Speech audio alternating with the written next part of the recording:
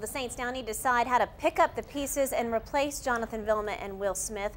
Former Saints executive Jim Miller here with his insight again. You were here at noon, back at 4. Thank you so much. We appreciate it. Different tie. Different tie. Well, first, give me your reaction to these suspensions. In one way, Vilma's suspension seems extremely harsh. In another way, the Saints team seems to have gotten off somewhat easy, and that it's only 2 players on the current roster suspended. Well, I was very surprised that only 2 players were suspended from the Saints, which is good. It's good news for the Saints. I think the Saints have prepared themselves well with the linebacker position. They have signed 3 linebackers.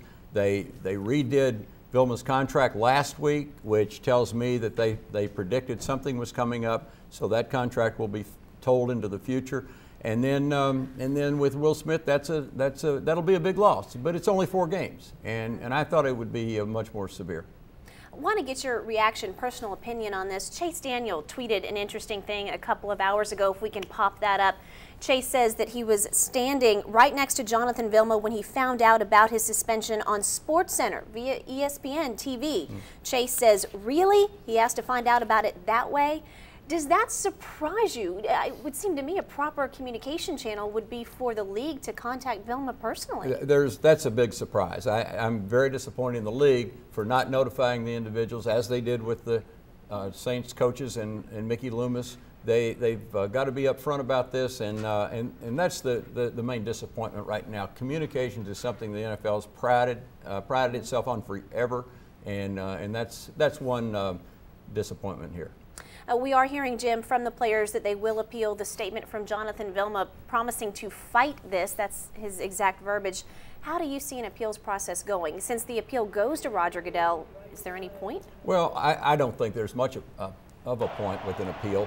When Goodell is the prosecutor, he's the judge, the jury, and the executioner, I think it's very probably not going to do much except to keep this thing in the news and keep this thing dragging on for a while. I wish they would have done or would reconsider and let it go, take the punishment, let it go.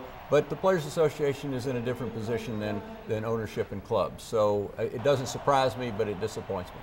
And do you think that we might see this appeals process somehow go another route through the legal system, given the onslaught of lawsuits that this particular issue seems to be trying to stave off? I don't think this individual case will go that way. I think the commissioner has full authority to make these decisions, but the repercussions of what he decides to uphold or lessen, I think that might have some repercussions on some cases down the road. And that's one thing the commissioner does not want to do.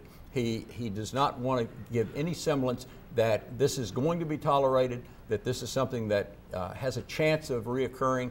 This is something that he is taking a hard stand for on the club, coaches, and the players to send a message, we don't want this again.